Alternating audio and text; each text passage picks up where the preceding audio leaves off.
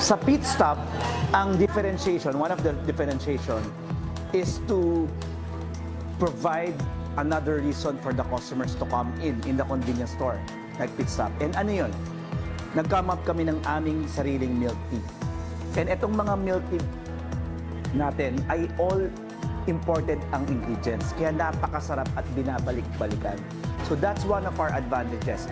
You earn from grocery, you earn from milk tea, you earn from bubble waffle, you earn from OTC medicine, at we also have different add-ons pa in your business like siomai, siopaw, hotdog, and marami pang iba.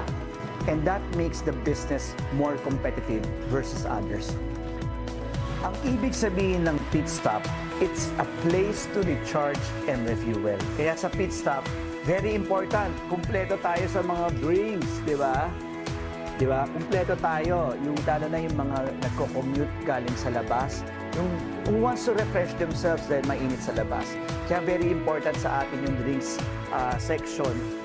May iba't iba tayo from coffee, juices, and of course, yung iba gusto mag-enjoy after office, after a hard day's work, no? Siyempre, yung iba gusto naman makabili ng beer, di ba?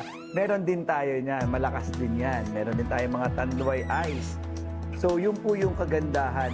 We're serving different markets sa isang convenience store. Lalo na yung mga nauuhaw at gusto-gusto nilang medyo ma-refuel o ma-recharge lamang. What makes pit stop franchising very, very advantageous to you? It's because of the 5-in-1. Sa isang convenience store natin, hindi lang urgent grocery items na karaniwan nakikita natin.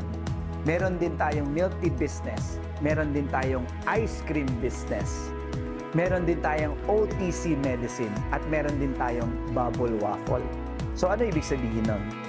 Yung 5 na yon can generate you different revenue streams. Revenue, benta from a day-to-day. So, 5 po ang pinagkukuhaan mo ng revenue. Kaya kung yung tao, wala namang urgent grocery items, well, maybe baka gusto niya milk tea. Or baka maybe gusto niya ice cream. That makes the pit stop franchising convenience store a very powerful business.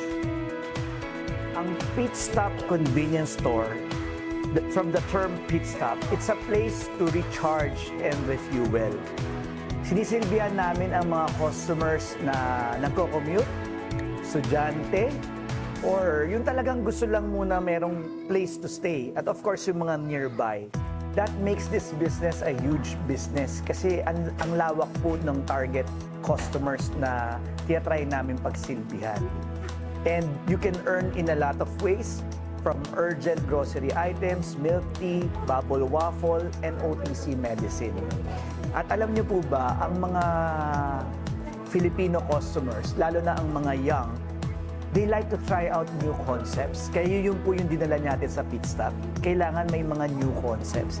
Kaya abangan niyo pa ang iba pang add-ons businesses ng pit stop convenience store franchising.